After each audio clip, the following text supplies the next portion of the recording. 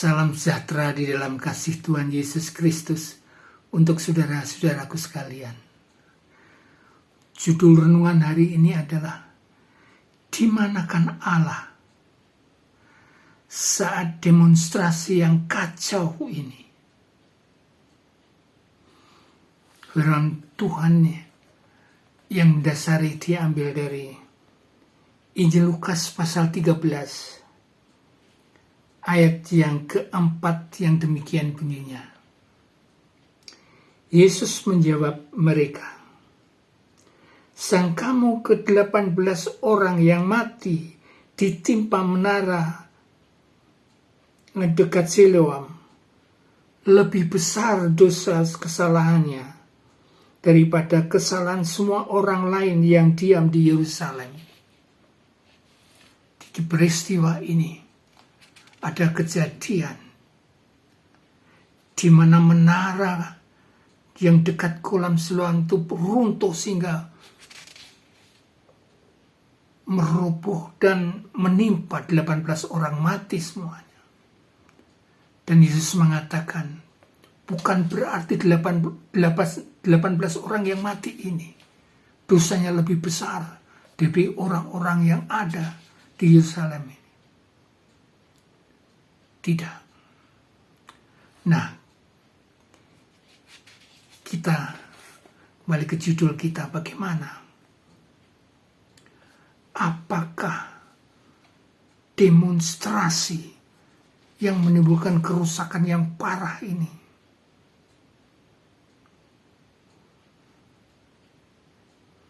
itu berarti bangsa Indonesia apakah lebih besar dosanya daripada bangsa-bangsa lain? Tidak, saudara-saudara.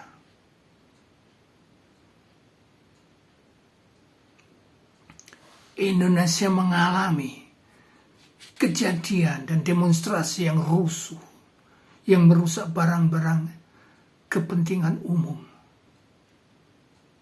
Itu berarti bukan dosa bangsa Indonesia ini lebih besar dari dosa bangsa Amerika, Inggris, Belanda, Malaysia, Thailand, Jepang, Cina, dan lain sebagainya. Bukan.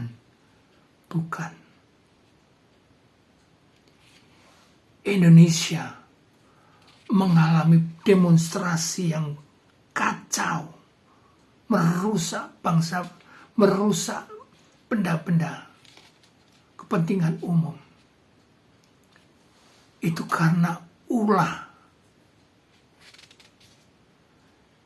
segelintir orang atau golongan oknum yang berulah ingin memberontak kepada pemerintahan yang sah di Indonesia.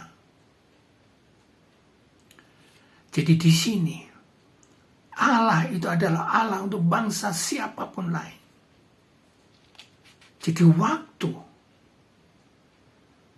Indonesia terjadi demonstrasi yang resah, yang merusak itu,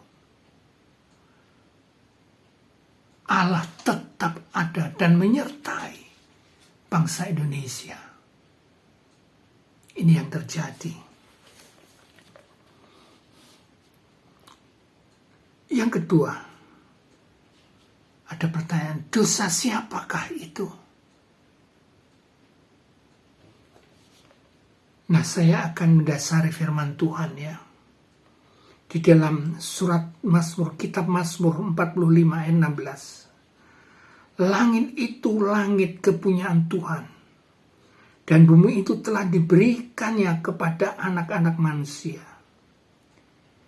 Jadi Tuhan Allah sudah memberikan kepada manusia planet di bumi ini. Manusia harus bertanggung jawab akan terjadi di planet bumi ini. Jadi yang bertanggung jawab, yang berdosa di Indonesia ini bukan Allah, tetapi oknum atau golongan yang sengaja untuk menghancurkan pemerintahan yang sah di Indonesia ini dengan adakan demonstrasi. Jadi bukan Allah. Allah pemilik alam semesta ini.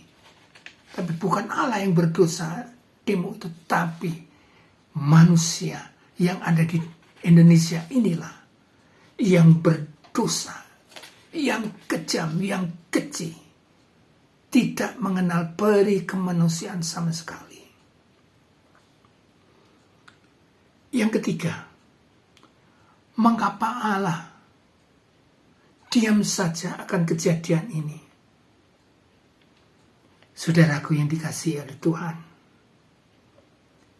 Galatia 5 ayat 13b mengatakan, tapi janganlah kamu mempergunakan kemerdekaan itu sebagai kesempatan untuk kehidupan dalam dosa, melainkan seorang kepada yang lain. Jadi, mengapa Tuhan tidak menghentikan kejadian itu? Saudaraku, Tuhan itu memberikan kebebasan untuk memilih kepada setiap orang, termasuk di Indonesia. Tuhan memberikan kemerdekaan mereka. Silakan kamu memilih yang baik atau yang jahat, silakan. Namun sayang, golongan atau oknum di Indonesia ini memilih hal yang jahat, memilih hal yang buruk, memilih demonstrasi yang merusak,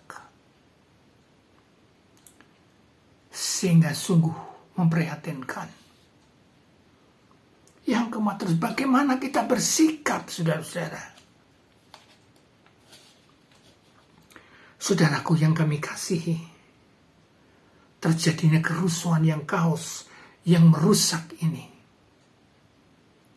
karena ada segelintir orang yang memilih kemerdekaannya untuk berbuat kacau di Indonesia itu. Memilih hal yang mengerikan di Indonesia ini. Dan akhirnya melakukan hal yang mengerikan di Indonesia sehingga ada terbunuh orang yang tidak bersalah. Sehingga sikap kita harus berdoa pada keluarga Afan Kurniawan yang tentu sedih. Kita doakan terus sehingga keluarga yang ditinggal ini diberikan kemampuan imannya kokoh,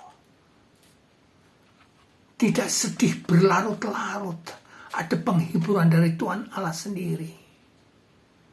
Dan mana masa berkabung kita berlalu, mari kita bangkit lagi, kita bekerja dengan baik untuk sesama kita. Kemudian kita harus bertobat. Siapapun yang melakukan dosa ini harus bertobat segera. Meminta maaf pada setiap orang yang disakiti hatinya. Jangan jemu-jemu berbuat baik pada mereka. Kita terus berdoa. Kita ingatkan sesama kita untuk selalu berbuat baik kepada setiap orang, selagi hayat dikandung badan. Kami menutup renungan ini dalam firman Tuhan Roma 12 ayat 15 yang demikian. Bersukacitalah dengan orang yang bersukacita, dan menangislah dengan orang yang menangis. Tuhan memberkati. Immanuel. Amin.